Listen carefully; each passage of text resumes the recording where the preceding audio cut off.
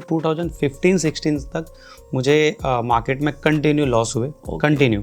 तो ऐसे मार्केट में अपने को सर्वाइव करना और कैपिटल को प्रोटेक्ट रखना वो इम्पॉर्टेंट है, रदर देन कि हम ऐसे मार्केट में कमाने के लिए सोचें। करेक्ट। मैं सच बताऊं तो 10 में से 2 या 3 बार ऐसा होगा कि आपने बेच दिया और आपको नीचे माल मिल जाएगा लेने को, बट आपको 70-80% ऑफ द टाइम आपके वो अगेंस्ट ही जाएगा। एक इन्वेस्टर कभी भी अपना पूरा पोर्टफोलियो नहीं बेचेगा, कभी भी नहीं बेचने वाला है, क्योंकि पैनिक सिचुएशन में कोई भी चीज़, चाहे आप टेक्निकल फॉलो कर रहे हो चाहे आप फंडामेंटल फॉलो कर रहे हो, पैनिक मार्केट में कोई चांसेस नहीं है, कुछ नहीं चलता, राइट, कुछ भी नहीं चलता है। मेरा जो प्रोसेस है स्टॉक सेलेक्ट करना, फिर उसके बाद एंट्री करना, उसमें मैं क्या क्या चीज़ें देखता हूँ, तो सबसे इंपॉर्टेंट है मेरे लिए वो है, तो मेरा एक चीज़ और मानना है कि higher the time frame higher the success ratio, lower the time frame lower the success ratio. ये सारी चीज़ें बकवास हैं, एडीएक्स इंडिकेटर हो चाहे आरएसआई हो चाहे मूविंग एवरेज हो। नमस्ते दोस्तों, मैं विजय ठक्कर और आप लोगों का सबका स्वागत है हमारे एक नए एपिसोड में मास्टर इन वन सीरीज के। अब आज का एपिसोड है ना, वो बहुत ही हमारा स्पेशल है, क्योंकि आज के एपिसोड में मैंने हमारे एक बहुत ही क्लोज दोस्त को बुलाया है जिसका नाम है ऋषिकेश सिंह। अभी इसको आप लोग सब जानते हो ट्विटर पे, और ये भी मेरी तरह से के इक्विटी में ही ट्रेड करते हैं। तो थैंक यू ऋषिकेश जी हमारे एपिसोड में आने के लिए। बहुत बहुत थैंक यू आपका भी, जो आपने मुझे इन्वाइट किया, इसके लिए बहुत बहुत धन्यवाद।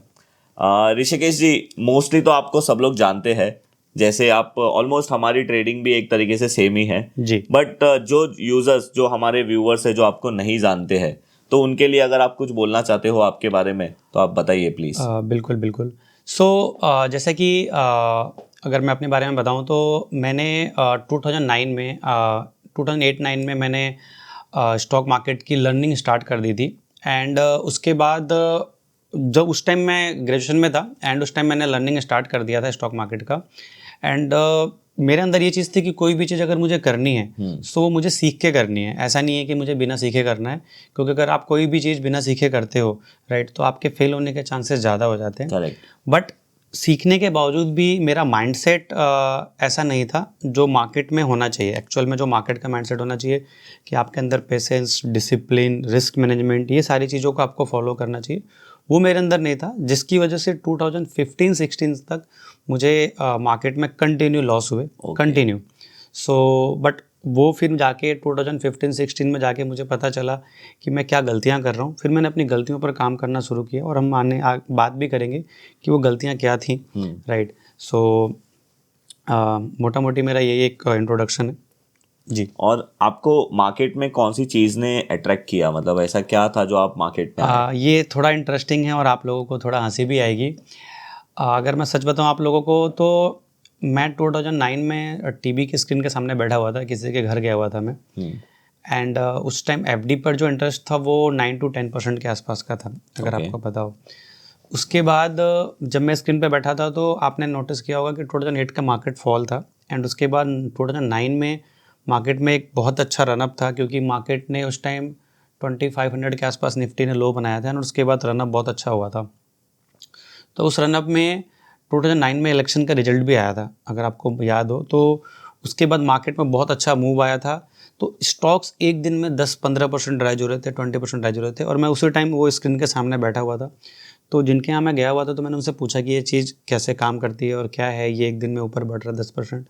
तो उन्होंने मुझे ये चीज़ बोली कि ये स्टॉक्स हैं, इसको अपन खरीद बेच कर सकते हैं, और ये स्टॉक मैंने खरीदा है, आज वो 15% राइज है, 15% अप है।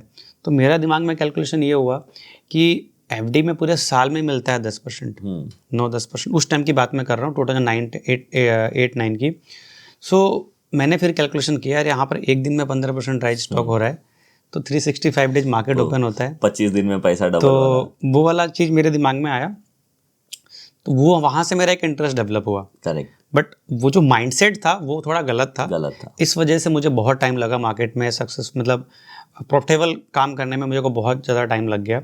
So still I am learning, and अभी भी गलतियाँ होती हैं, राइट। बट हाँ, ये है कि पहले जो अपन करते थे और अभी कर रहे हैं, उसमें ये बहुत ज़्यादा इंपॉर्टेंट है कि एक प्रॉपर सिस्टम है। पहले कोई सिस्टम नहीं था, कोई भी स्टॉक सपोर्ट पे खरीद लिया, कोई भी स्टॉक रेजिस्टेंस पे बेच दिया। बट अभी अपन ट्रेंड को फॉलो करते हैं, उसके अकॉर्डिंग फिर अपन रिस्क रिवॉर्ड को देखते हैं, उसके बाद अपना एलोकेशन पे ध्यान देते हैं, मतलब पूरा का पूरा फोकस कैपिटल प्रोटेक्शन पे। जैसे अभी का मार्केट है, ऐसे मार्केट में आपको और हमें क्या करना है कि सर्वाइव करना ज़्यादा इंपॉर्टेंट है। उसके बाद जब मार्केट ऑटोमेटिकली चलेगा, राइट, क्योंकि ऑलरेडी बहुत बड़ा रनअप आ चुका था, उसके बाद एक पॉज तो लेना ही लेना है मार्केट को, हिस्ट्री है। सो तो ऐसे मार्केट में अपने को सर्वाइव करना और कैपिटल को प्रोटेक्ट रखना वो इंपॉर्टेंट है, रदर देन कि हम ऐसे मार्केट में कमाने के लिए सोचें। करेक्ट। तो 18-19 में भी वही सेम चीज़ हुई थी एंड उसके बाद 20 में सबको रिजल्ट मिला था। तो वही सेम चीज़ मुझे लग रहा है 18-19 वाला है एंड इसके बाद सबको अच्छा रिवॉर्ड मिलेगा। तो ये चीज़ आपने बहुत अच्छी बोली कि जब मार्केट अच्छा परफॉर्म नहीं कर रहा है तब हम लोगों को सिर्फ सर्वाइव करना है। बिल्कुल। क्योंकि मैंने भी कहीं पे सुना है कि अगर आप अपने दुकान में रोज जाते हो और रोज आप वहाँ पे बैठते हो, भले वहाँ पे बिजनेस हो या ना हो, पर जिस दिन बिजनेस होगा और उस दिन आप दुकान में रहोगे तो आप ऑब्वियसली अच्छा बिजनेस करोगे। बिल्कुल। बट मैंने बहुत सारे लोगों को ऐसा भी सुना है कि अभी मार्केट बहुत ऊपर है तो हम लोग यहाँ पे हमारा माल बेच देते हैं, फिर वापस नीचे आएगा तब हम लोग वापस से खरीद लेंगे। तो क्या ऐसा कुछ चीज़ पॉसिबल है? देखिए, ऐसा प्रोबेबिलिटी जो है वो बहुत कम है, क्योंकि मैंने ऐसा अपने अर्लियर फेज में किया है, कोशिश किया है करने का, और मैंने काफ़ी लोगों को देखा है जो इस कोशिश किए हैं कि मैं अभी बेच दूँ फिर नीचे खरीद लूँ। बट मैं सच बताऊँ तो 10 में से 2 या 3 बार ऐसा होगा कि आपने बेच दिया और आपको नीचे माल मिल जाएगा लेने को, बट आपको 70-80% ऑफ द टाइम आपके वो अगेंस्ट ही जाएगा। क्योंकि मेरा सबसे बड़ा रिग्रेट आपको बताऊं कि 16-17 के मार्केट में जो आपका पुल बैक आया था, जो रनअप आया था 16-17 में, उसमें मैंने अपना 50% स्टॉक्स बेच दिया था। 50% स्टॉक्स तो मुझे नीचे मिल गए खरीदने को, बट 50% स्टॉक्स मुझे नहीं मिले, और वो स्टॉक्स 10 टाइम्स और 20 टाइम्स हो गए फिर। ओहो।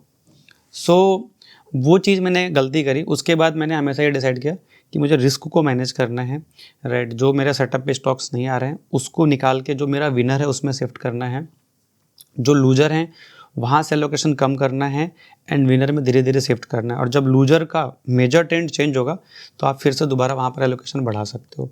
तो इससे क्या हुआ कि अगर आप, जैसे कि मैं एक इन्वेस्टर हूँ, राइट, मतलब 90% मेरा पोजीशन इन्वेस्टिंग में होता है, 10% मेरा ट्रेडिंग में होता है, हैजिंग हो गया, एफ&ओ वगैरह, एंड ट्रेडिंग में। सो आप ये देखो कि अगर मैं एक इन्वेस्टर हूँ तो एक इन्वेस्टर कभी भी अपना पूरा पोर्टफोलियो नहीं बेचेगा, कभी भी नहीं बेचने वाला है। और मैंने अभी तक जितने लोगों को देखा है, इवन आप अगर सबसे बड़े इन्वेस्टर की बात करें, वॉरेन बफेट जी की बात करें, तो वो हमेशा इन्वेस्टेड रहे हैं। और मार्केट में जब ड्रॉडाउन आया है तो मुझे याद है मैंने एक जगह आर्टिकल पढ़ा था कि 1997 में जब मार्केट में एक बहुत बड़ा फॉल आया था, ब्लैक फ्राइडे समथिंग ऐसा कुछ था, वो मुझे एग्जैक्टली ध्यान नहीं आ रहा बट अभी, तो उसमें उनका पोर्टफोलियो 50% करेक्ट हो गया था हाई से। जो हाई पे उनका पोर्टफोलियो वैल्यू था वो 50% के आसपास ड्रॉडाउन में आ गया था। बट उन्होंने एलोकेशन अपना उस टाइम इंक्रीज किया रेदर देन कि उन्होंने अपने स्टॉक्स को एग्जिट किया। मार्च 2020 की अगर मैं आपको बात बताऊं तो मेरे नोन में काफ़ी लोग हैं, राइट, जिन्होंने पोर्टफोलियो अपना एग्रेसिव होके बेच दिया। ओके, मतलब बॉटम में बेचा, राइट। और मैंने उनसे कि वो लोग मेरे से जब क्वेश्चन करते तो मैंने आपको बहुत इंटरेस्टिंग चीज़ बताऊंगा, सब लोग कहते थे कि सब कुछ खत्म होने वाला है, कुछ नहीं बचने वाला है। मुझे तो 1000 रुपये का निफ्टी का टारगेट आया था। ठीक है, तो सब कुछ खत्म होने वाला, तो मेरा एक ही क्वेश्चन था सामने वाले से कि चलो ठीक है, आप वो पैसा लेके कहाँ रखोगे, बैंक में रखोगे, तो जब सब कुछ खत्म होने वाला तो आपका बैंक का पैसा भी नहीं बचने वाला है। करेक्ट, सिंपल सी चीज़ है। किसी ने मुझे बोला कि मैं सब कुछ बेच के प्रॉपर्टी में डाल दूंगा। मैंने उनसे एक ही क्वेश्चन कहा कि अगर आप सब कुछ खत्म होने की बात कर रहे हो, राइट, तो चाहे आप प्रॉपर्टी में पैसा रखो डालो, चाहे आप बैंक में डालो, आप उस टाइम क्या बात कर रहे हो आप ये देखो। तो मैंने बोला कि ऐसे टाइम पर पेशेंसली आपको बैठे रहना है। 2003 एंड 4 में सेम इसी तरीके का एक महीने में फॉल आया था, बहुत पैनिक, वो इलेक्शन का आई थिंक रिजल्ट था उसकी वजह से आया था, सेम ऐसे ही आया था एंड उस कैंडल ने लो बनाया बिल्कुल, और उसके बाद मार्केट वहाँ से रिवर्स। वो हिस्ट्री है कि 2003 या 4 की बात है, लो बनाया और वहाँ से मार्केट 5 टाइम्स हो गया था। सो अभी भी अगर आप देखोगे अपना मार्केट तो नीचे से 150 से 170% अप हो गया था एंड मुझे तो लगता है ये एक पॉज है। इसके बाद फिर से यहाँ से मतलब निफ्टी का मुझे डबल का एक्सपेक्टेशन लगता है अगले 3 to 4 ईयर में। सो कभी भी पैनिक में, जैसे मेरा भी अगर मैं बात करूँ तो पैनिक में अपने सारे रूल को ब्रेक कर देता हूँ, मैं कोई रूल को फॉलो नहीं करता, क्योंकि पैनिक सिचुएशन में कोई भी चीज़, चाहे आप टेक्निकल फॉलो कर रहे हो चाहे आप फंडामेंटल फॉलो कर रहे हो, पैनिक मार्केट में कोई चांसेस नहीं है, कुछ नहीं चलता, राइट। कुछ भी नहीं चलता है। सो आपको पहले मार्केट की जो वोलेटिलिटी है वो सेटल डाउन हो जाने दो, उसके बाद आप पोर्टफोलियो रिशफल करिए, उसके बाद आप स्टॉक्स में जिसमें जो स्टॉक ज़्यादा नहीं करेक्ट हुए हैं उसमें मैं ज़्यादा प्रेफर करता हूँ। ऐसे टाइम में जो स्टॉक ज़्यादा गिरे नहीं है उसमें पैसा डालूँ। तो मैं और भी एक्सपीरियंस शेयर करूँगा आपसे जो मार्च 2020 में मैंने किया था इतने पैनिक में। जी। तो ऋषिकेश जी, मतलब आप फिर आपने जैसे बोला आप पूरा 90% इक्विटी में ही काम करते हो, जी। तो आप आज हमें कुछ ऐसी स्ट्रैटेजी बताइए, क्योंकि हमारे बहुत सारे जो व्यूअर है ना वो फुल टाइम ट्रेडिंग नहीं करते हैं, मोस्टली सब जॉब या बिजनेस के बाद ट्रेडिंग को as a second income source के लिए देख रहे हैं। बिल्कुल। तो आप कुछ ऐसा स्ट्रैटेजी मुझे बताइए, बिकॉज मुझे पता है कि आप बता सकते हो, मैं आपको जानता हूँ। तो ऐसा कुछ बताइए कि जो पर्सन जॉब कर रहा है या बिजनेस कर रहा है वो स्ट्रैटेजी को फॉलो कर सकता है अपने जॉब और बिजनेस को कंटिन्यू रखते हुए ही। और एक बहुत ही क्वेश्चन हमेशा मेरे माइंड में और मेरे लोगों को हमेशा मेरे को कमेंट्स बॉक्स में आता है कि सर आप कोई भी स्टॉक सिलेक्ट करते हो तो कैसे करते हो। बिल्कुल। तो मैं तो उनको बताते ही रहता हूँ, बट आज आप भी बताइए कि आपकी स्टॉक सिलेक्शन की प्रोसेस क्या है, और फिर आप कोई ट्रेड प्लान करते हो तो किस तरीके से करते हो। ओके फाइन, ठीक है। सो जैसे कि मैं आप लोगों को जो मेरा तरीका है वो मैं बताना चाहूँगा आपको। तो सबसे पहले आपको क्या करना है, आपको ट्रेडिंग व्यू एक अपना चार्टिंग प्लेटफॉर्म है वहाँ पे जाना है। सो नॉर्मली आपको बस in.tradingview.com पे जाना है। हाँ। और आपको एंटर करना है। उसके बाद आपको प्रोडक्ट सेक्शन में जाना है। हाँ। आपको मैं वो तरीका बता रहा हूँ। हाँ, मैं एक चीज़ आपको और बताना चाहूँगा कि आज के डेट में लोग जैसे आपको जो फॉलो कर रहे हैं या मुझे कर रहे हैं, होता क्या है कि वो सीधा आपने जो अपडेट डाला या मैंने अपडेट डाला उस पर जंप करते हैं, सीधा हाँ, एंटर करने की कोशिश करते हैं।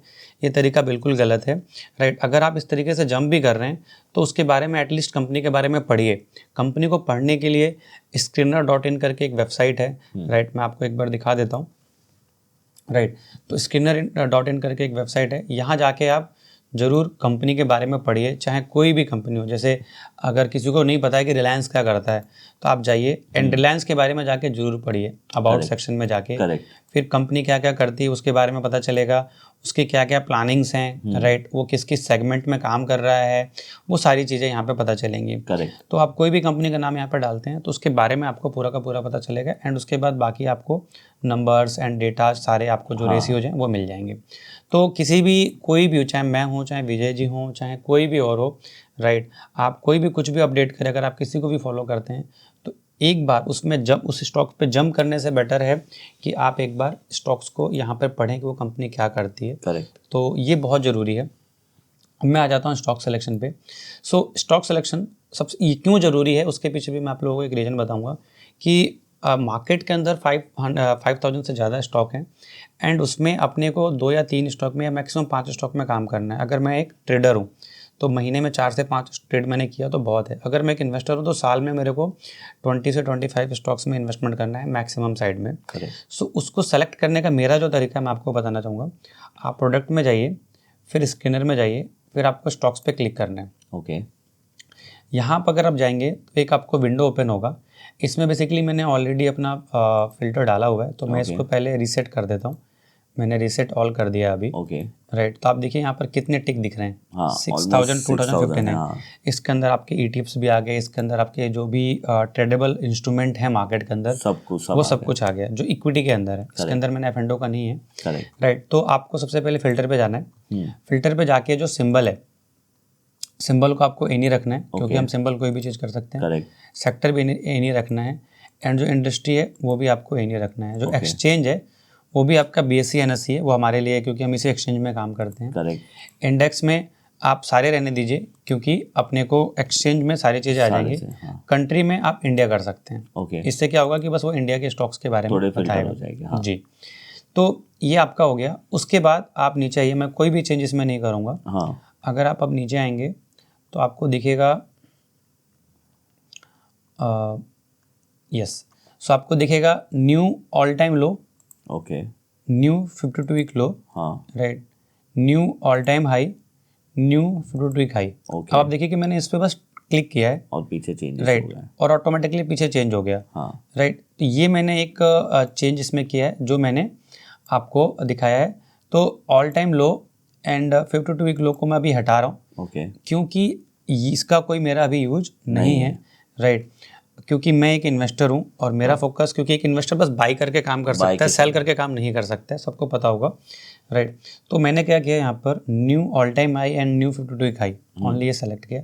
इसमें एक चीज़ और है जो आप लोगों को बताना चाहूँगा कि जैसे आप शॉर्ट टर्म के लिए कर रहे हो, राइट, कि मान लीजिए मैंने 3 to 6 मंथ के लिए किया, तो आप यहाँ पर जाके क्या कर सकते हो, new 6 month high, new 3 month high and new 1 month high, इस पर भी क्लिक करोगे तो जो स्टॉक पिछले 3 महीने के हाई को ब्रेक कर रहा है, पिछले 6 मंथ के हाई को ब्रेक कर रहा है, वो यहाँ पर आ जाएगा। करेक्ट।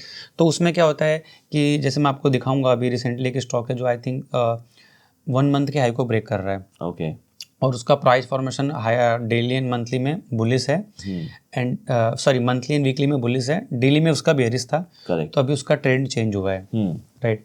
तो मैंने जो आपको बताया, जो मेरा मेजर फोकस होता है इन्वेस्टिंग में, और जो भी जैसे आपने बोला कि जो आपके जो मेन व्यूअर हैं वो उनके पास ज़्यादा टाइम नहीं है, तो ये जो चीज़ें हैं ये आप एवरी वीकेंड पे भी करते हैं, वीकेंड पे मैक्सिमम 1 आवर, ज़्यादा टाइम आपको नहीं देना है, करेक्ट। आपको इस पर क्लिक करना है।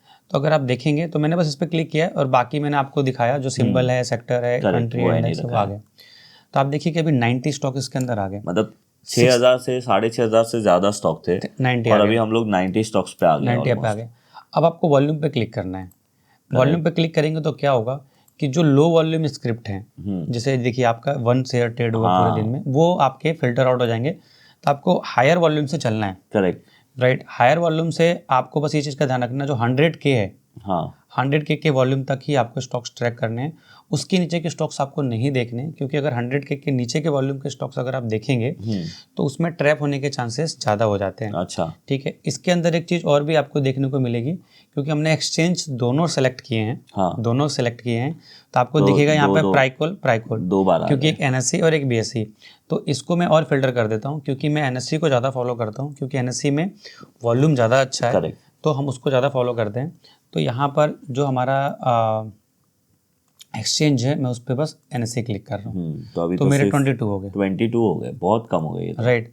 तो अब हमारे स्टॉक्स और भी कम हो गए। अब अपने को कुछ नहीं करना है, अपने को सिंपली जैसे यहाँ पर प्राइकॉल है, तो यहाँ पर मैंने एक विंडो अलग से ओपन कर रखी है चार्ट की, करेक्ट, राइट, जो मैं फॉलो करता हूँ, राइट। तो यहाँ पर जैसे मैंने एक विंडो अलग से ओपन कर रखी है, तो यहाँ पर मैंने जैसे प्राइकॉल डाला, हाँ, राइट। तो इसके और भी शॉर्टकट हैं कि आप एक यहाँ पर विंडो बना सकते हो और वहाँ पर वो सारी चीज़ें खुल जाती हैं, राइट, राइट। या यही सेम चीज़ आपको और इजी करना है, तो यहाँ पर आपको स्टॉक स्कैनर है, यहाँ पर आप जाओगे तो वही सेम चीज़ आपकी यहाँ पर भी आ जाएगी, सेम चीज़। अब यहाँ पर ये सेम चीज़ आने से बेनिफिट आपको ये मिलता है, मैं आपको जैसे क्लिक करोगे तो ऊपर चेंज हो जाएगा, ये आपका बेनिफिट हो जाता है यहाँ पे। जैसे मैंने NSE किया, राइट, और मैंने इसको हटा दिया, तो अभी देखो 20 स्टॉक्स आ रहे हैं, हाँ, ठीक है। तो अब जैसे कि आप देखेंगे इसकी स्क्रीन में भी आपको प्राइकॉल आ रहा है, हाँ, और यहाँ पे भी प्राइकॉल आ रहा है, सेम आ रहा है, क्योंकि मैंने एक्सचेंज हटा दिया, इस वजह से, क्योंकि जो लो वॉल्यूम स्क्रिप्ट है वो यहाँ से गायब हो गए। तो अब वही सेम है। अब जैसे मैंने यहाँ पर क्लिक किया तो आपका ऊपर चार्ट चेंज हो जाएगा, हो गया, देखा आपने, चार्ट चेंज हो गया। आपको फिर चार्ट पर डबल क्लिक करना है एंड इस पर स्क्रीन पर क्लिक कर देना है, आपको बस फिर एक बार चार्ट स्टडी करनी है। तो मेरा क्या है कि जैसे मेरे को ये समझ में आ गया कि ये मेरा या तो 52 हाई है, ऑल टाइम हाई के फिल्टर में आ रहा है, तो मैं क्या करता हूँ, मैं सबसे पहले मंथली टाइम फ्रेम पे जाके ये देखता हूँ कि प्राइस कोई रेसिस्टेंस के पास तो ट्रेड नहीं कर रहा है। करेक्ट। कई बार क्या होता है कि जैसे मैं आपको दिखाऊँ, एक हिसार मेटल भी करके स्टॉक है, ये हमारे फिल्टर में आ रहा था, मोमेंटम फिल्टर में, बट हिसार मेटल का अगर आप BSE का चार्ट देखोगे तो इसमें डेटा ज़्यादा है, राइट। हाँ, NSE में डेटा कम है, सॉरी। तो अब अगर हम सिंपल ट्रेंड लाइन ड्रॉ करूँगा, बहुत सिंपल ही है, मैंने मेजर हाई से मेजर हाई को कनेक्ट किया है, तो अगर आप देखोगे तो प्राइस रेजिस्टेंस के पास ट्रेड कर रहा है, रेजिस्टेंस के पास था, राइट। तो अब तो ये 52 हाई बना रहा है लेकिन रेजिस्टेंस के पास है, तो ऐसे ट्रेड्स को हम लोग इग्नोर करते हैं, क्योंकि वो वहाँ से रिजेक्ट हो बिल्कुल। तो प्राइकॉल में भी अगर हम बात करें तो हाँ, एक बार और कि आप प्राइकॉल के NSE और BSE दोनों का चार्ट जरूर देखें, क्योंकि जिसका डेटा ज़्यादा है वो अपने लिए ज़्यादा बेटर है, करेक्ट। तो कई बार क्या होता है कि BSE में पहले लिस्ट हो जाता है, NSE में बाद में लिस्ट होता है, तो वो इशू आता ही आता है, करेक्ट। तो ये मैं एक बार बस रीचेक करने के लिए देख लेता हूँ। तो जैसे मैंने प्राइकॉल का चार्ट NSE में लगाया, एक बार मैं और जाके इसको BSE में देख लेता हूँ। तो BSE में मुझे क्या देखा, दोनों में सेम चार्ट डेटा है, ठीक है। और एक चीज़ और मैं करता हूँ कि जैसे ये एक फ्री सॉफ्टवेयर है और ये सबके लिए सफिशिएंट है, ऐसा नहीं कि आपको कोई पेड सॉफ्टवेयर लेना है।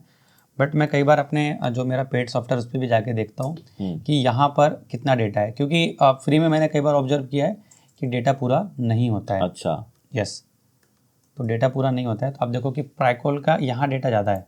हाँ, यहाँ पे बहुत डेटा है, राइट, यहाँ डेटा आपका देखिए तो ज़्यादा है। राइट, माफ़ी चाहूँगा, ये वो डेटा है जो डिलिस्ट हो चुका था, डिलिस्ट होके फिर दोबारा डिलिस्ट हुआ है, उसका था ये है। राइट, तो यहाँ पर 199 का रुपीज़ का आपका रेट चल रहा है। हाँ, तो जब दोबारा रिलिस्ट हुआ है उसका हम डेटा को स्टडी करेंगे। तो अब रिलिस्ट के बाद का अगर हम देखें तो डेटा हमारा प्रॉपर है। ओके। तो अब हम इसी सॉफ्टवेयर पर आ जाते हैं। तो यहाँ पर जैसे हमें क्या दिखा कि यहाँ पर हमको ये दिख रहा है कि ये ऑल टाइम हाई के क्राइटेरिया में आएगा, क्योंकि हमेशा नया हाई बना रहा है। बट क्या अभी ये कोई स्टॉक ब्रेकआउट दे रहा है? नहीं, ये तो रिजेक्ट हो गया। अब क्योंकि आपको पता है कि मैं क्लोजिंग को ज़्यादा फॉलो करता हूँ, तो यहाँ पर अगर आप देखेंगे तो ये हाई था, ये फिल्टर में आया बट रिजेक्ट होके फिर प्राइस नीचे आ गया। तो मेरे को क्लोजिंग चाहिए। अगर ये इसके ऊपर क्लोजिंग आ जाती, राइट, तो उसके बाद मैं क्या करता हूँ कि मैं ये देखता हूँ कि प्राइस मेरा 200 मूविंग एवरेज के ऊपर ट्रेड कर रहा है कि नहीं कर रहा है। ओके, ये भी जरूरी है, राइट, कि प्राइस मेरा 200 मूविंग एवरेज के ऊपर ट्रेड कर रहा है कि नहीं कर रहा है। कोई एक दूसरा स्टॉक है ना उसमें मेरे ख्याल से, अभी हमारी जो लिस्ट है ना, हाँ, लिस्ट में आपको मैं बता देता हूँ, उसमें से तो पॉलीकैब है, पॉलीकैब में भी सेम ऐसा स्ट्रक्चर है। हाँ, पॉलीकैब में भी सेम ऐसा स्ट्रक्चर है। KPIT, एक मिनट, आप अगर देखेंगे पॉलीकैब, तो पॉलीकैब में भी मैं मंथली अगर करूँ तो सेम उसी तरीके से प्राइकॉल की तरह इसका भी चार्ट है। हाँ, एंड इसमें भी रिजेक्शन ही आया हुआ है। करेक्ट, अगर आप देखें तो रिजेक्शन बहुत आया बड़ा हुआ रिजेक्शन है, राइट। तो बट वो रिजेक्शन नहीं आना चाहिए, ये चीज़ का हमेशा अपने को ध्यान रखना है। करेक्ट, तो ये एक पूरा का पूरा प्रोसेस है जिसको हम फॉलो करते हैं। जैसे KPIT है, तो KPIT में अगर आप देखेंगे तो ये हमारे फिल्टर में काफ़ी पहले ही आ गया था। मैं सारी लाइनें जो भी मैंने पहले की ड्रॉ की वो हटा दी मैंने। मूविंग एवरेज भी एक बार के लिए मैं हटा रहा हूँ। तो इसमें आप देखिए यहाँ पर एक बहुत अच्छा ब्रेकआउट आया था, देखिए हाँ, यहाँ पे। अब ये डेली में भी आ गया, ये आपका वीकली में भी आ गया, क्योंकि मंथली में ऑलरेडी ये हायर हाई चल रहा है, इसमें कोई भी आपका फॉर्मेशन वीक नहीं है। क्योंकि मैं आपको मैं बताऊं तो मेरा नेचर है ट्रेंड को फॉलो करना। करेक्ट, और जो कि मैं आप लोगों को बता रहा था कि मेरा जो प्रोसेस है स्टॉक सेलेक्ट करना, फिर उसके बाद एंट्री करना, उसमें मैं क्या क्या चीज़ें देखता हूँ। तो सबसे इम्पॉर्टेंट है मेरे लिए वो है ट्रेंड।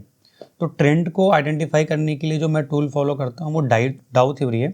डाउ थ्योरी के अंदर ही, मतलब डाउ थ्योरी एंड जिगजैग में कोई ज़्यादा डिफरेंस नहीं है, राइट। तो जो डाउ थ्योरी है ना, उसी के बेसिस पे आप ट्रेंड को बहुत अच्छे से आइडेंटिफाई कर सकते हो। और ये बहुत पुरानी थ्योरी है, कोई नई थ्योरी नहीं है। और मुझे ऐसा लगता है कि आने वाले 500 ईयर या 1000 ईयर्स तक ये जो थ्योरी है वो कभी चेंज नहीं होगी। क्योंकि आप ज़्यादातर लोगों को देखोगे ना तो वो जो पैसा बना रहे हैं इन्वेस्टिंग के अंदर with the help of technical, वो सबके सब ट्रेंड के बेसिस पर ही है। तो ट्रेंड आइडेंटिफाई करने का सबसे बेस्ट तरीका है कि आप ये देखो कि ट्रेंड डाउ थ्योरी के अकॉर्डिंग जो हमारा जिगजैग फॉर्मेशन है वो कैसा है। अगर आपका ट्रेंड अप है तो इट मीन्स कि आपको फॉर्मेशन देखना है कि वो हायर हाई हायर लो बना रहा है कि नहीं। ट्रेंड डाउन है तो वो लोअर लो लोअर हाई बना रहा है कि नहीं। अगर आपका ट्रेंड डाउन में है, लोअर लो लोअर हाई बना रहा है और आप उसको सपोर्ट पे खरीद रहे हो, तो इट मीन्स कि आपके वो ट्रेड के सक्सेसफुल होने के चांसेस बहुत कम है। वहीं पर अगर आपका ट्रेंड हायर हाई है, राइट, आपका ट्रेंड अप है, formation higher high higher low बन रहा है, वो पिछला हाई ब्रेक कर रहा है। जैसे मैं आपको अगर इसी स्टॉक में बताऊं डेली टाइम फ्रेम में, तो अगर आप देखेंगे तो ये तो पूरा का पूरा एक साइडवेज रेंज है, यहाँ पर कंटिन्यू रिजेक्शंस आ रहे हैं। ये एक पैनिक सेलिंग है, तो पैनिक सेलिंग को मैं थोड़ा अवॉइड करता हूँ, राइट। आप अगर यहाँ से देखें, यहाँ से यहाँ तक, तो फॉर्मेशन कंटिन्यू आपका ऊपर ही था। यहाँ पर तो एक साइडवेज बना, लोअर हाई हायर लो बना, उसके बाद इसने हायर हाई बनाना शुरू कर दिया। करेक्ट। तो जैसे ही इसने हायर हाई बनाना शुरू किया, आप समझ लीजिए कि मेरा एंट्री वहाँ से होना शुरू हो जाएगा। मेरी ये स्ट्रेटजी है। अच्छा, ठीक है। अब यहाँ पर देखिए साइडवेज के बाद फिर से ये बाहर निकला है। तो ये डेली टाइम फ्रेम है, मैं इस पर आपको बता रहा हूँ। तो ये मेरा ट्रेंड यहाँ पे चेंज हो चुका है, यहाँ पे इसके ऊपर, राइट। अब अगर मैं आपको दिखाऊं तो जैसे काफ़ी लोग चार्ट पैटर्न को फॉलो करते हैं, तो मैं चार्ट पैटर्न भी देखने की कोशिश करता हूँ। यहाँ पर अगर आप देखेंगे तो यहाँ पर भी एक आपका साइडवेज का ब्रेकआउट है। इसको आप थोड़ा सा हायर टाइम फ्रेम पे जाएंगे तो आपको और अच्छे से ये चीज़ दिखेगी, क्योंकि मैं मल्टी टाइम फ्रेम को भी यूज करता हूँ। हाँ ऐसा नहीं कि बस मैंने डेली देख लिया और मैंने ट्रेड कर लिया। करेक्ट। तो यहाँ पर अगर आप देखेंगे तो यहाँ पर जिगजैग क्या हुआ है, यहाँ पर जिगजैग आपका साइडवेज था, हाँ राइट, यहाँ पे जाके आपका चेंज हुआ है, करेक्ट और आप देखिए कि मैंने यहीं पर एक हॉरिजॉन्टल लाइन ड्रॉ किया है, करेक्ट। उसके बाद प्राइस ने यहाँ पे सपोर्ट लिया हाँ और यहाँ पे सपोर्ट लिया। यस। तो मल्टी टाइम फ्रेम यूज करने का बेनिफिट ये मिल जाता है आपको कि अगर मेरा डेली पर टाइम फ्रेम अप है और मेरा वीकली में भी अप है, हाँ तो मेरा वो ट्रेड सक्सेस होने के चांसेस और भी ज़्यादा हो जाते हैं। ओके। तो मैंने पहले क्या देखा, डेली में ट्रेंड अप है, फिर मैं एक बार वीकली में भी जाके देख लेता हूँ कि मेरा ट्रेंड अप है कि नहीं है। ओके अगर मेरा डेली में ट्रेंड अप है और वीकली में मेरा ट्रेंड साइडवेज या डाउन है, तो मैं वो ट्रेड इग्नोर करता हूँ। ओके। तो मैं वही चीज़ आपको बताना चाह रहा था। जैसे अगर आप देखेंगे तो ये जोन में हमारा ट्रेंड चेंज हो गया था डेली में, हाँ ये जोन में, लेकिन वीकली में आप देखेंगे तो क्या है, खराब ही था आपका वीकली में साइडवेज था, अच्छा। मतलब sideways to downward to sideways था। हाँ अगर आप देखें यहाँ तक, क्योंकि ये लोअर हाई है, हाँ क्योंकि आपकी और हमारी स्ट्रेटेजी काफ़ी हाँ, सिमिलर है, right. तो अगर आप देखेंगे तो ये लोअर हाई है। लोअर हाई मीन्स कि वो आपका स्टॉक या तो डाउन ट्रेंड में जाने की तैयारी कर रहा है या साइडवेज में जाने की तैयारी कर रहा है। करेक्ट। तो डेली में मेरा ट्रेंड चेंज हुआ, तो बस एक बार मैं वीकली पे जरूर जाकर देखता हूँ। तो ये जो ट्रेड हमने इनिशिएट किया था, इसमें सबसे पहले वो हमने यहाँ पर किया था, यहाँ पे। अब अगर आप देखेंगे तो मेरा एक चीज़ और मानना है कि higher the time frame higher the success ratio, lower the time frame lower the success ratio, but higher the time frame higher the success ratio lesser the effort, lower the time frame lower the success ratio higher the effort. तो मैं उस चीज़ को follow करता हूँ, but ultimately आप अगर उसको मर्ज कर देते हो, मल्टी टाइम फ्रेम में उसको डाल देते हो, तो आपके सपोर्ट रेजिस्टेंस और अच्छे से काम करते हैं। तो आप जैसे देखो कि यहाँ पे आपका ट्रेंड चेंज हुआ था, इस हाई को ब्रेक करने पर आपका वीकली में ट्रेंड चेंज हुआ था। तो आप देखो यहाँ पे भी वहीं पर आपने रिस्पेक्ट किया प्राइस ने, करेक्ट, यहाँ पे भी किया है और यहाँ पे भी किया है, 3 टाइम्स उसी लाइन को उसने रिस्पेक्ट किया है। तो ये चीज़ अपने को देखना है। और अभी जो कर रहा है ये हमारा पिरामिडिंग का टाइम है। ओके, तो मतलब आप एक बार वो प्रीवियस रेजिस्टेंस फिर से ब्रेक करता है तो आप वापस से पिरामिडिंग भी करते हो। क्योंकि अगर यहाँ पर अगर आप देखोगे ना तो एक आपका यहाँ पर कप एंड हैंडल का भी फॉर्मेशन बन रहा है चार्ट पैटर्न में। परफेक्ट, बराबर है, right, cup and handle type का भी फॉर्मेशन बन रहा है। और यहाँ पर जैसे कि यहाँ पर ब्रेकआउट आ गया, लेकिन यहाँ पर ऑल टाइम हाई का रेसिस्टेंस है, तो मैं क्या वेट करता हूँ कि यहाँ पर मैं ट्रेड नहीं करूँगा जब तक ऑल टाइम हाई का ब्रेकआउट ना आ जाए। क्योंकि कई बार हम क्या करते हैं कि प्राइस में ब्रेकआउट आ जाता है, राइट, प्राइस में क्या होता है, ब्रेकआउट आ जाता है। हाँ। मैं आपको एक लेटेस्ट एग्जांपल दिखाता हूँ, बहुत ही लेटेस्ट एग्जांपल, उस फिल्टर में भी अपने आएगा वो KDDL, राइट। अब अगर आप इसमें देखो तो मैंने ये चार्ट स्टार्ट किया, मैं इसको डिलीट कर देता हूँ। आप सिंपली जब KDDL का चार्ट स्क्रीन पर खोलोगे और इसको रीसेट करोगे ना तो आपको ये डेटा दिखेगा, ठीक है। अब काफ़ी लोग क्या करते हैं, इतना डेटा देखते हैं और उन्होंने देखा कि यार ब्रेकआउट आ गया एंड कप एंड हैंडल का ब्रेकआउट आ गया, सब कुछ देख लिया, बट बहुत अच्छा ब्रेकआउट है, जितने भी इंडिकेटर आपको लगाने हैं लगा लो, सब कंफर्मेशन सब अच्छा है। मैं वीकली टाइम फ्रेम पे जाता हूँ, multi time frame benefit use करने का क्या बेनिफिट, मुझे दिखा कि यार वहाँ पर तो ऑल टाइम हाई का रेजिस्टेंस है, तो मैंने फिर क्या किया, ऑल टाइम हाई पे एक रेजिस्टेंस, एक हॉरिजॉन्टल लाइन ड्रॉ किया। करेक्ट, मेरे ये स्टॉक रडार में आ चुका है, हाँ, बट मैं अभी वेट कर रहा हूँ क्लोजिंग का। करेक्ट, तो इसके ऊपर जैसे ही क्लोज होगा तो मैं एंट्री करूंगा, बट अभी क्या यहाँ पे रिजेक्शन आ गया, तो अब मुझे इसके ऊपर क्लोजिंग चाहिए, ना कि मैं इसके ऊपर वेट। अच्छा, मतलब वो नए रिजेक्शन के ऊपर चाहिए मेरे को, क्योंकि यहाँ पर बायर और सेलर के बीच में ना लड़ाई हो रही है, फाइट हो रही है, तो वो कौन जीत रहा है वो इंपॉर्टेंट है। तो अभी जो सेलर है वो जीत रहा है, लेकिन जब इसके ऊपर क्लोजिंग हो जाएगा तो बायर जीत जाएगा, तो बायर जीतेगा। आरआर मेरा अच्छा रहा तो मैं सेम टाइम एंट्री कर लूंगा। करेक्ट, बहुत दूर क्लोजिंग हो जाता है। जैसे आपको एक और स्टॉक दिखाता हूँ जिसकी क्लोजिंग बहुत अच्छी आई है पिछले वीक में, ये भी आपके 52 वीक हाई के क्राइटेरिया में आएगा। अच्छा, ये आपके 52 वीक हाई के क्राइटेरिया में आएगा। ये देखिए मैंने सारी लाइनें फिनोलेक्स केबल, ओके, यस। तो अगर आप देखेंगे तो ये 52 वीक हाई में आएगा, ऑल टाइम हाई में नहीं आएगा। तो 52 वीक हाई के क्राइटेरिया में आपका स्टॉक आएगा, तो इसने बहुत दूर क्लोजिंग दी है, राइट। तो इसमें मैं रीटेस्ट पर ही एंट्री करूंगा, उससे पहले नहीं करूंगा। मैं आपको अभी यही पूछने वाला था कि अगर कोई स्टॉक जैसे आप क्लोजिंग बेसिस का यूज करते हो जी, और समझो हमारा ब्रेकआउट 100 रुपीज पे हो रहा है जी, और वो स्टॉक 130 पे जाके क्लोज हुआ, मैं वहाँ एंट्री नहीं करता, तो वहाँ पे अपने को तो एंट्री नहीं करना चाहिए, बिल्कुल नहीं करना है। तो फिर आप वेट करते हो रीटेस्ट का। ओके, काफ़ी लोगों के मन में ये एक डाउट रहता है हमेशा कि यार वो स्टॉक रीटेस्ट करेगा कि नहीं करेगा।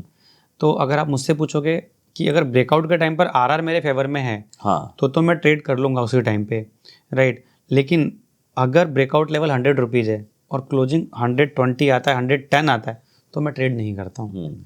मैं वेट करता हूँ कि वो 100 रुपीज़ के पास 1-2% ऊपर नीचे आए तो मैं एंट्री करूँगा। क्योंकि 120 हो गया तो मतलब 20 रुपया तो और महंगा खरीद रहे हो आप, और अपना 5-10% का स्टॉप लॉस होगा तो और ऐड हो जाएगा। बिल्कुल, क्योंकि आप स्टॉप लॉस अगर रखते हो तो आप लेटेस्ट हायर लो रख सकते हो, आप ब्रेकआउट कैंडल का लो रख सकते हो। अगर ब्रेकआउट ही बहुत दूर हो गया तो आप अगर ब्रेकआउट कैंडल का लो भी स्टॉप लॉस रखते हो, क्योंकि अगर हम कैंडल स्टिक को ही फॉलो करें तो आप एक ब्रेकआउट कैंडल का लो स्टॉप लॉस रख सकते हो। तो अब वहाँ पे भी अगर आप देखो तो आपका रिस्क तो बहुत ज़्यादा बढ़ गया ना। करेक्ट। अब अगर मैं इसी में स्टॉक्स में 681 पे करता हूँ तो मेरा ब्रेकआउट कैंडल का लो 556 है। तो अगर मैं इन्वेस्टमेंट भी कर रहा हूँ, शॉर्ट टर्म भी इन्वेस्टमेंट कर रहा हूँ, तो अगर आप देखो तो रुपी टर्म में अराउंड अपना 130 रुपीज़ का स्टॉप लॉस बन रहा है। परसेंटेज टर्म में मोर देन 20% के आसपास, आपका 20% के आसपास आएगा। तो ये, और पास में जो कि आपका एक ऑल टाइम हाई का रेजिस्टेंस भी है। हाँ, वो तो एकदम पास ही है। अभी आरआर बिल्कुल फेवरेबल नहीं है, बट वही आप रिटेस्ट पे एंट्री करो अराउंड 610 के आसपास, तो आपका स्टॉप लॉस 557, 10% का ही बन रहा है। करेक्ट। और वहाँ से अगर आप रिवॉर्ड देखो ऑल टाइम हाई का भी, तो आपका 1.5 अराउंड आपका 160 रुपीज़, 150 160, मतलब 25% का आपका रिवॉर्ड बन रहा है। मतलब 10% मतलब आपका रिस्क है, एंड 20 से 25% आपका रिवॉर्ड है। तो ये चीज़ अपने को देखना है कि हमारी एंट्री तो बन रही है, सेटअप में आ रहा है, सब कुछ क्राइटेरिया फुलफिल हो रहा है, ट्रेंड भी अप है, सारी चीज़ें ओके हैं, बट मैं उसको रिटेस्ट पर ही एंट्री करूँगा। तो अभी आपने मेरे को स्टॉक सिलेक्शन का और आपने मुझे ये भी बता दिया कि आप कौन से स्टॉक को अवॉइड कर देते हो। जी।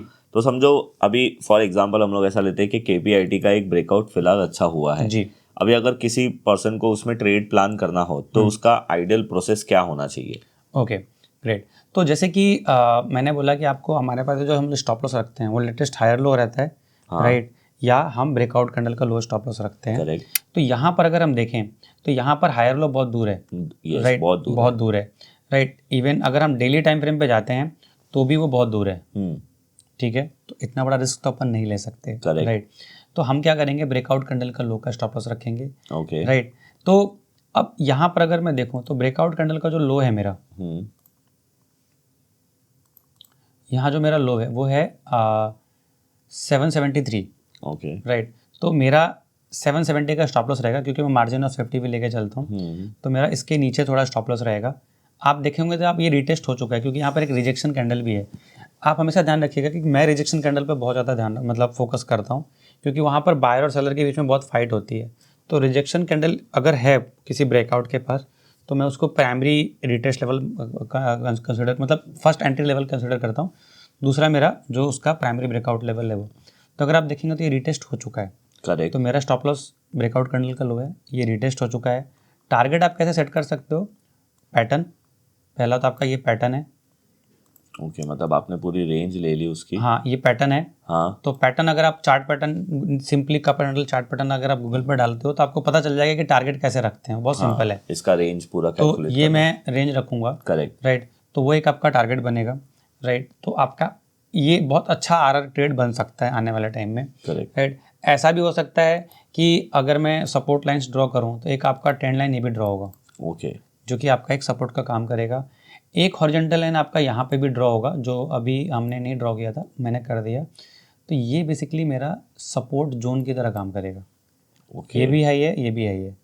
तो ये जो हाई है ये हमारा जैन 22 का है, और ये हमारा अक्टूबर 22 का है।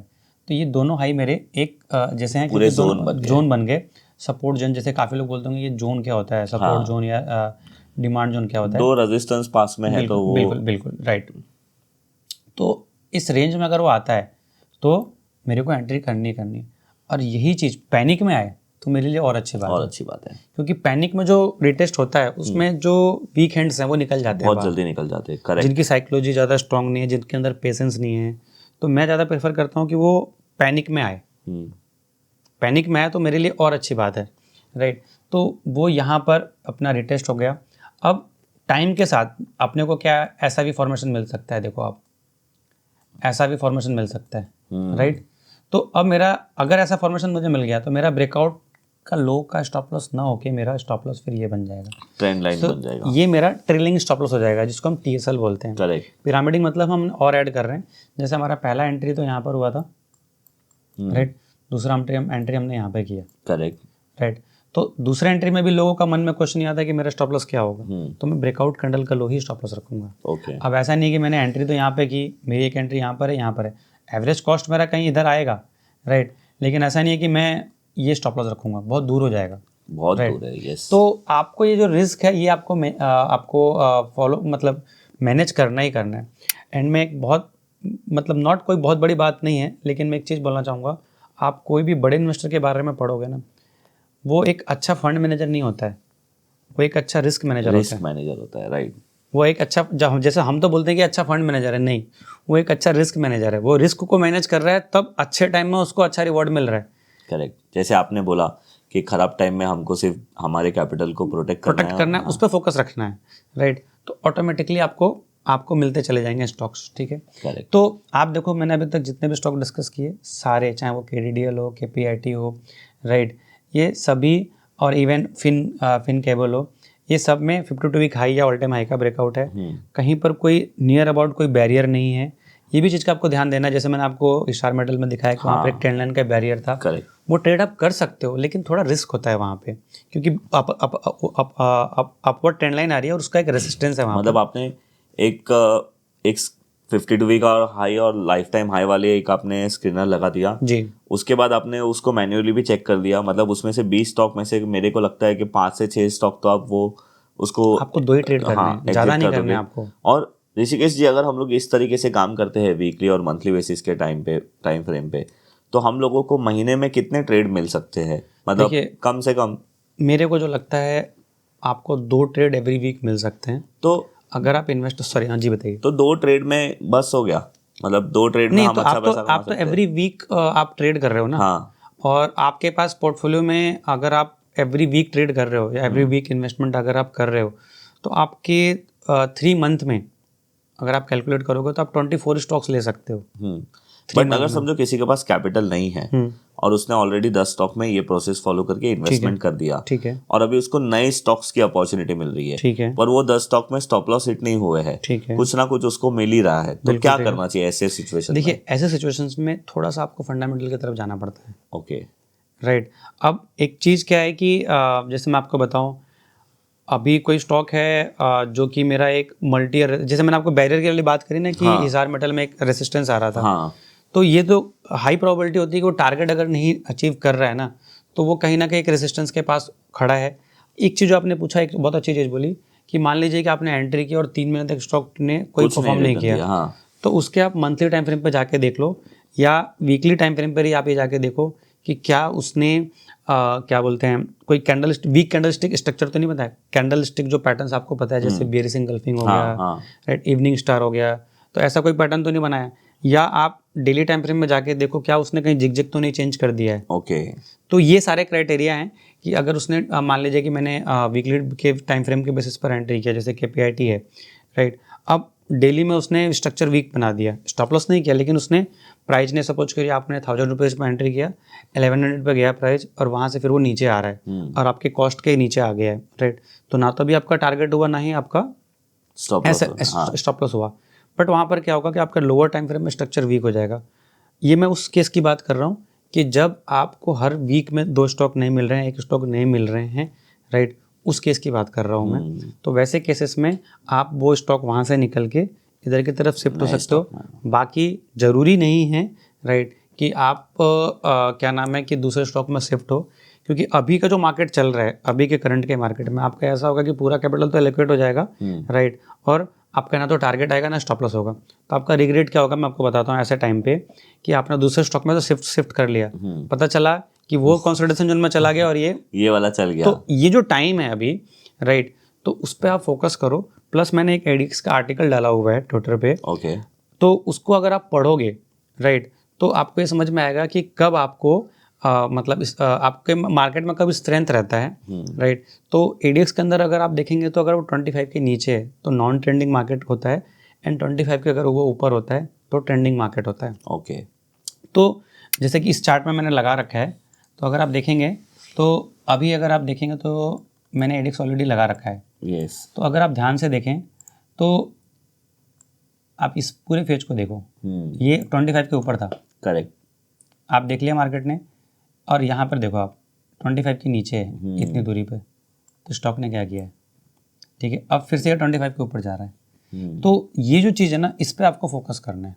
करेक्ट, मतलब ये 25 आपकी लक्ष्मण रेखा होगी। लक्ष्मण रेखा होगी, तो इसके ऊपर है तो आपको इस तरीके का मोमेंटम देखने को मिल सकता है, राइट। अगर इसके नीचे गया, जैसे मैंने यहाँ तक पूरा क्राइटेरिया वो मतलब पूरा का पूरा ड्रॉ किया हुआ है, तो इसके साथ आपको ट्रेंड देखना है। ये सारी चीज़ें बकवास हैं, ADX इंडिकेटर हो, चाहे RSI हो, चाहे मूविंग एवरेज हो, अगर आपका जिगजैग जो फॉर्मेशन है, जो वो अगर वीक हो गया, वो वीक हो गया है, तो फिर ये सब भी ये सब बेकार है।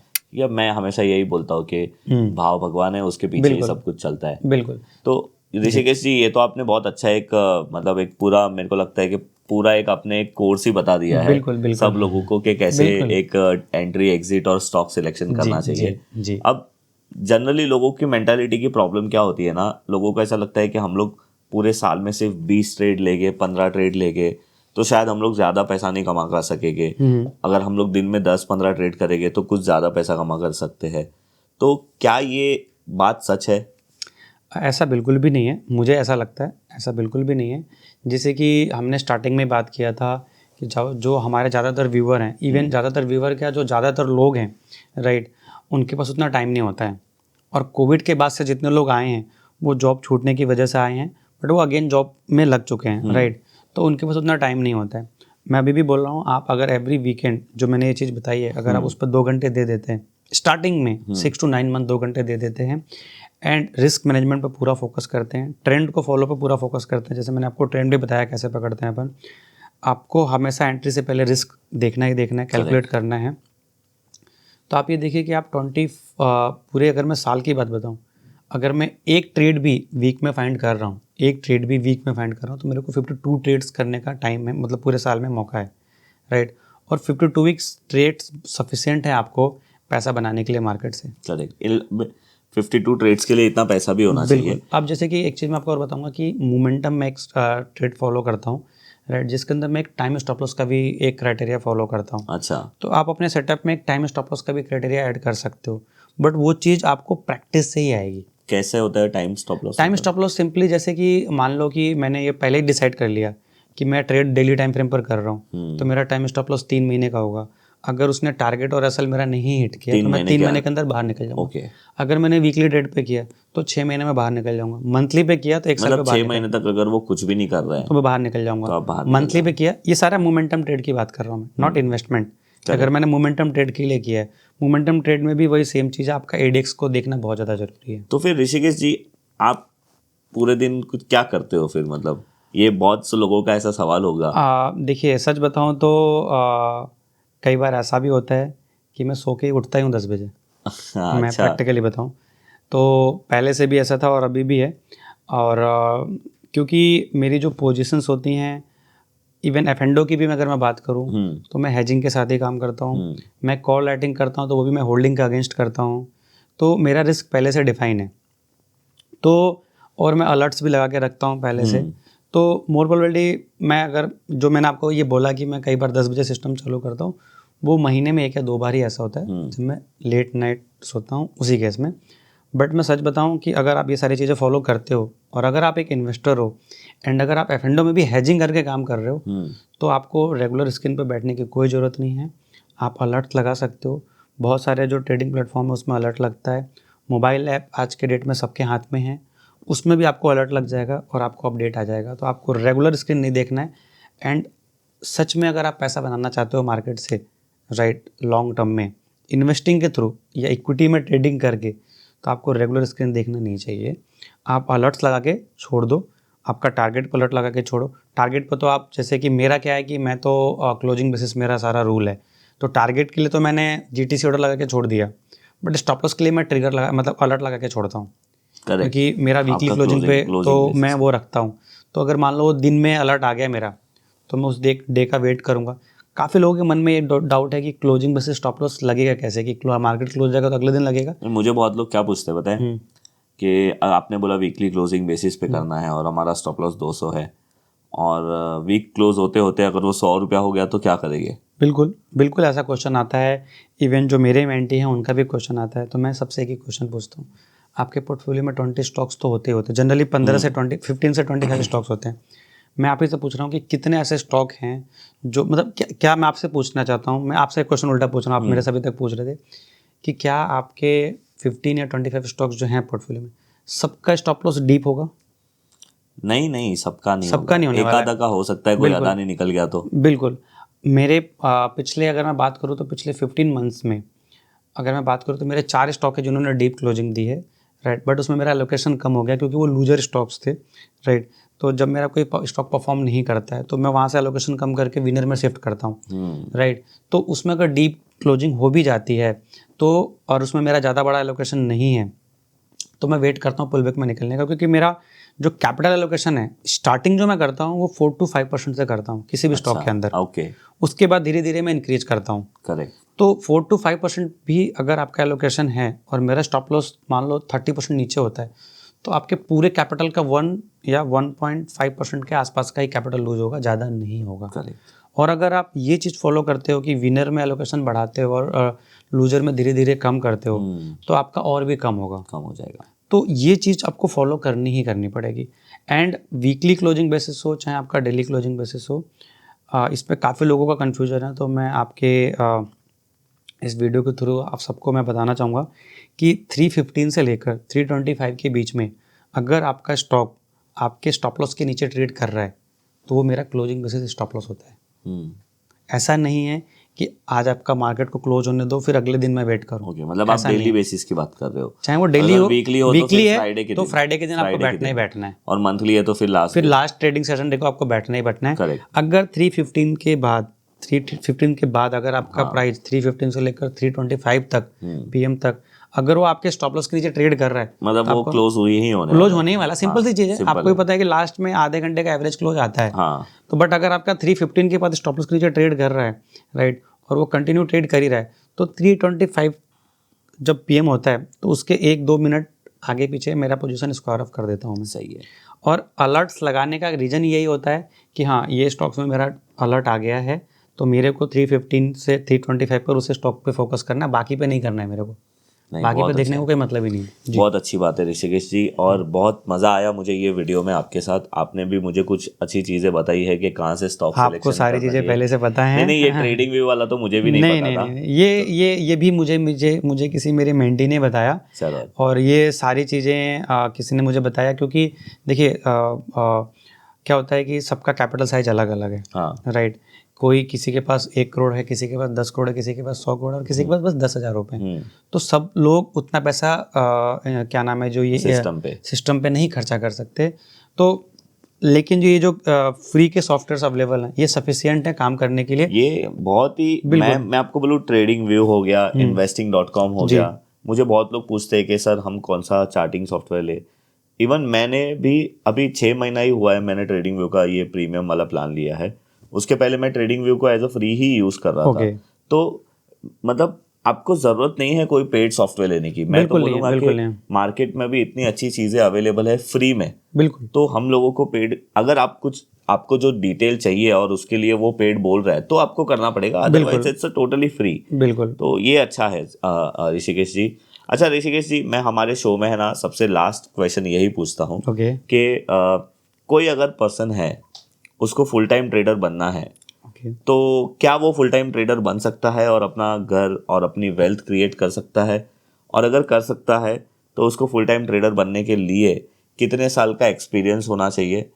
मैं ये क्वेश्चन क्यों पूछ रहा हूँ, क्योंकि बहुत सारे लोगों को है ना, अभी हमारे जितने भी यंग लोग हैं उन लोगों को एक मिसअंडरस्टैंडिंग ये होती है कि भाई उन्होंने 6 महीना मार्केट में एक्सपीरियंस कर लिया और कुछ खास किया भी नहीं, उन्होंने सिर्फ वीडियोज़ देखे और 2-4 ऑप्शन में ट्रेड किए हैं और उनको ऐसा लगता है कि ये मेरा फुल टाइम करियर बन सकता है और मैं इससे फुल टाइम अपने घर को भी चला सकता हूँ, अपनी वेल्थ भी बना सकता हूँ। बिल्कुल। तो ये एक मिसकंसेप्शन है लोगों में, और मैं हर एक जो भी हमारे एपिसोड में गेस्ट आते हैं उनसे पूछता हूँ तो ये सब लोगों को पता चले। तो आप बताइए कि क्या है ये प्रोसेस, मतलब हो सकता है ऐसा? बिल्कुल हो सकता है। देखिए आप फुल टाइम मार्केट में आ सकते हैं, बट एक चीज़ है जो बहुत आपको उस पर फोकस करने वाला चीज़ है कि अगर आप मार्केट में फुल टाइम आते हैं तो जाहिर सी बात है कि आप ट्रेडिंग करेंगे, ठीक है।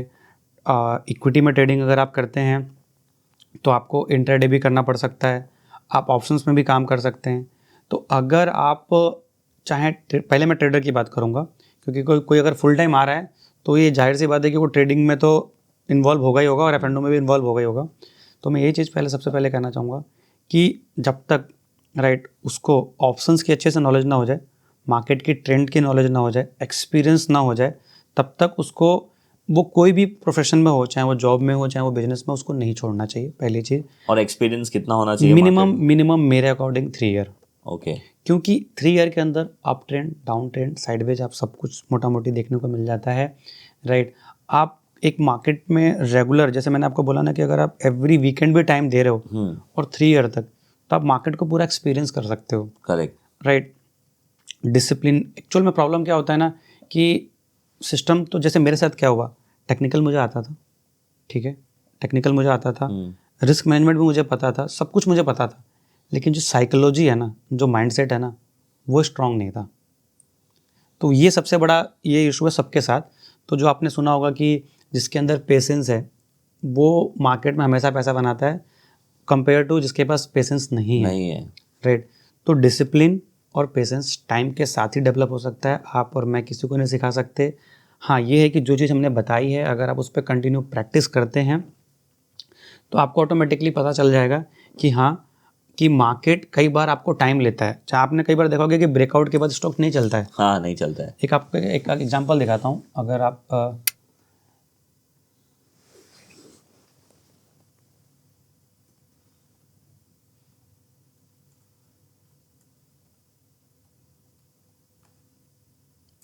अगर आप ये चार्ट देखें तो इस चार्ट के अंदर देखिए, यहाँ पर आपका ऑल टाइम हाई का ब्रेकआउट आया था। ये देख रहे हैं आप यहाँ पर आपका ऑल टाइम हाई का ब्रेकआउट आया हुआ है। करेक्ट। आप देखेंगे अगर जिगजैग के अकॉर्डिंग तो इसका ट्रेंड चेंज नहीं हुआ है। ब्रेकआउट आया, हाँ, प्राइस ने, आप देखेंगे तो तुरंत वो डबल हो चुका है ब्रेकआउट के बाद, ठीक है। बट उसके बाद उसने क्या किया, पूरा फिर से साइडवेज चला गया। आप देखें तो अगस्त 14, राइट, अगस्त 14 से आपका मई 16, ऑलमोस्ट 2 ईयर स्टॉक ने कुछ नहीं किया, ट्रेंड भी चेंज नहीं किया, लेकिन 1 2 3 4 5 6 मंथ में 79 का कितना हो गया, 455। ओ, अगर आप यहाँ से यहाँ टोटल पीरियड काउंट करें तो कितना टाइम हुआ, जो कि 2 साल तो स्टॉक ने कुछ नहीं किया है। ऐसा 18 और 19 में बहुत सारे स्टॉक्स के साथ हुआ है, ऐसा अभी बहुत सारे स्टॉक के साथ हो रहा है, राइट। तो ये हमने सारी चीज़ें एक्सपीरियंस की हैं। इसी वजह से मार्केट किसी भी तरीके का हो, हमारा फोकस होता है रिस्क मैनेजमेंट पे, रिवॉर्ड मार्केट के हाथ पे है। इवन 18-19 के बाद पैनिक फॉल आया। आपको एक एक्सपीरियंस शेयर करना चाहूँगा जो सबके लिए बेनिफिट है, कि मैंने एक भी सिंगल स्टॉक्स में अपनी पोजीशन नहीं काटी, मैंने उल्टा एलोकेशन बढ़ाया। अब एलोकेशन बढ़ाने में भी काफ़ी लोगों को लगता होगा यार पैसे कहाँ से आएंगे, तो कुछ टर्म्स है, मतलब कुछ प्रोडक्ट्स हैं मार्केट के अंदर जो आपके ब्रोकर के पास से मिल जाएगा, बट उसमें रिस्क है।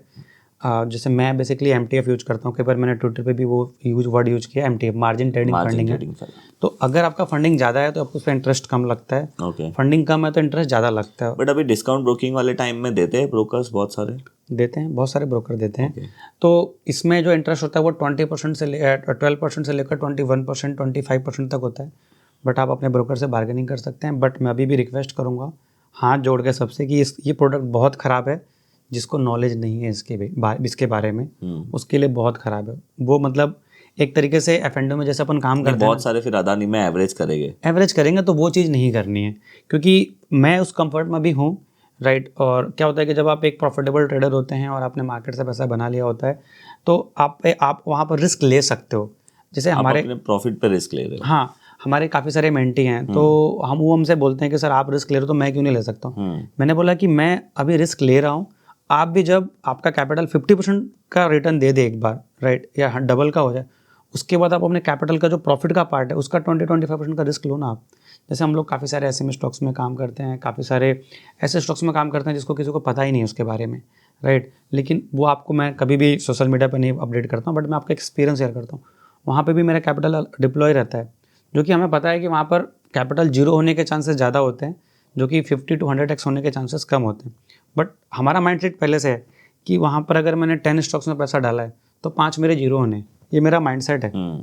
और इस तरीके के मार्केट में, मिड कैप स्मॉल कैप में मेरा ये माइंडसेट है कि 20 में से 2 स्टॉक्स तो मेरे जीरो होने हैं। ओके, ये मेरा माइंडसेट पहले से ही है, राइट, क्योंकि मैं क्लोजिंग में से स्टॉप लॉस फॉलो करता हूँ, तो मेरा रूल्स उसके अकॉर्डिंग है। तो अगर आपको ये चीज़ सूट करता है तो आप करो। और सबसे पहले प्रैक्टिस अगर करनी है तो एक चीज़ मैं और ऐड करना चाहूँगा, जो लोग गलतियाँ करते हैं कि आप अपने कैपिटल का, अगर आपके पास 1 लाख है तो आप 10,000 से ही प्रैक्टिस करो, 6 मंथ 9 मंथ प्रैक्टिस करो। जैसे जैसे आपको लगे कि हाँ मुझे कॉन्फिडेंस आ रहा है, तो धीरे धीरे 10 से 20% कैपिटल फिर डिप्लॉय करो पूरे कैपिटल का। आपको जैसे जैसे कॉन्फिडेंस आएगा ना, वैसे आप कैपिटल डिप्लॉय कर सकते हो। तो मैंने 10 से 20 किया, फिर 20 से 40 किया, फिर 40 से 80 किया, फिर आपका 100% कैपिटल डिप्लॉय हो जाता है। बट वो टाइम के साथ होना चाहिए, जैसे जैसे आपको एक्सपीरियंस आता चला जाए और नॉलेज आता चला जाए। सही है, ठीक है। तो अच्छी बात है ऋषिकेश जी, आपने बराबर बताया है कि अगर किसी को एक फुल टाइम ट्रेडर बनना है तो 3 से 4 साल का एक्सपीरियंस होना चाहिए और धीरे धीरे अपने कैपिटल को डिप्लॉय करना चाहिए। बिल्कुल। और प्रैक्टिस तो ऑब्वियसली कंटिन्यूसली करनी ही चाहिए। अगर हो सके तो डेली प्रैक्टिस करो, राइट, 1 घंटा एटलीस्ट। नहीं टाइम मिल रहा है तो वीकेंड पे आपको करना ही करना है, अगर आपका एक फुल टाइम ट्रेडर या इन्वेस्टर बनने का प्लानिंग है तो। सही है। थैंक यू ऋषिकेश जी, आज आपने जो भी चीज़ें बताई, आई होप आप लोगों को सबको भी आज अच्छा लगा होगा, आप लोगों ने भी कुछ नई चीज़ें सीखी होगी। और ऋषिकेश जी के साथ है ना, मैं पिछले 3-4 सालों से बात कर रहा हूँ कंटिन्यूसली। हम लोग कोविड से पहले से भी बात करते थे, बट कभी हमारा मिलना पॉसिबल नहीं होता था। अभी मिलना पॉसिबल हुआ तो मैंने सोचा कि मैं आप लोगों के साथ उनका नॉलेज शेयर करूँ। और ऋषिकेश जी मास्टर है जो उन्होंने आपको बताया उसके अंदर, तो आप भी अपनी स्किल को पहचानिए कि स्टॉक मार्केट में आपको क्या चीज़ में ज़्यादा फ़ायदा होता है और आप कौन सी चीज़ से ज़्यादा कंफर्टेबल हो। क्या आप एक ऑप्शन ट्रेडिंग से कंफर्टेबल हो, क्या आप इंट्राडे ट्रेडिंग से कंफर्टेबल हो, क्या आप इक्विटी ट्रेडिंग से कंफर्टेबल हो। आपका जो कंफर्ट लेवल है वो आप ही जान सकते हो और उसके अंदर आप मास्टर बनने की कोशिश करो, यही मैं आप लोगों को बोलूँगा। और इसी बात के साथ मैं आज का हमारा एपिसोड जो है, हमारा वीडियो जो है वो ख़त्म करूँगा। ऋषिकेश जी, मैं थैंक यू आपको फिर से बोलूँगा कि आपने हमें टाइम दिया और ये नॉलेज जो आपका है वो शेयर किया। मैं आपको भी बहुत बहुत धन्यवाद बोलूँगा।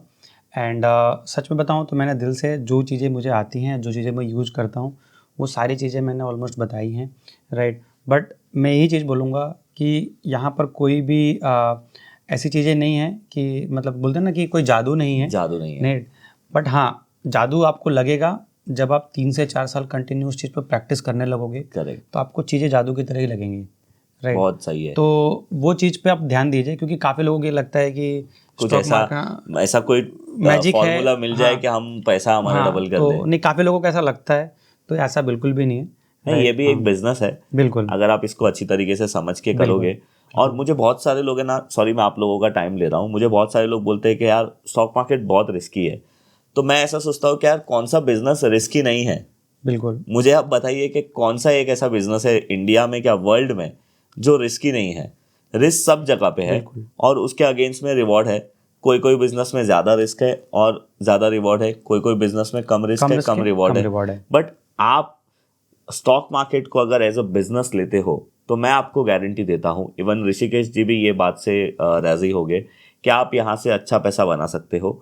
बट जैसे डॉक्टर बनने के लिए 3-4 साल लगता है, इंजीनियर बनने के लिए टाइम लगता है, वैसे ही एक अच्छा ट्रेडर या इन्वेस्टर बनने के लिए भी टाइम लगता है। और ऋषिकेश जी ने खुद बोला कि जब तक आपका माइंडसेट और साइकोलॉजी प्रॉपर नहीं होगी, आपके पास 100 करोड़ हो गए ना, तो भी आप मार्केट से 1 रुपया नहीं कमा पाओगे। तो ये चीज़ के साथ हम हमारे आज के वीडियो को क्लोज करते हैं। और आप लोगों को सबको थैंक यू जो आप लोगों ने अपना टाइम दिया हमारी ये वीडियो देखने के लिए। और ऋषिकेश जी आपको भी थैंक यू। आपको भी बहुत बहुत धन्यवाद जो आज मुझे मौका दिया आपने अपने प्लेटफॉर्म पे अपना एक्सपीरियंस शेयर करने के लिए, अपनी नॉलेज शेयर करने के लिए। Thank you, thank you, thank you, thank you very much.